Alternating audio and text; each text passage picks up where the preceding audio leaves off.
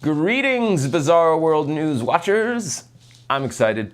Today's story is a little off-brand, but I'm just too happy about it to not share. The Georgia Supreme Court recently overturned a man's disorderly conduct conviction.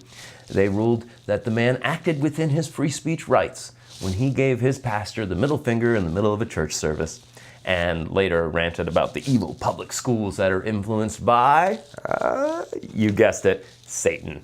Now, this guy homeschools his kids, and during the church service, the pastor asked for any school teachers in the congregation to stand so that the other churchgoers could pray for them, all to have a good school year.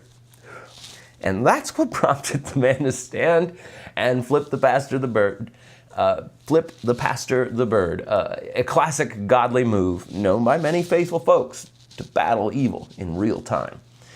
Now, I could try and shoehorn a discussion on the efficacy of prayer, but I won't do that today. Right now, I just want to revel in the knowledge that, at least in Georgia, anyone can interrupt a church service with a well-extended middle finger at the preacher.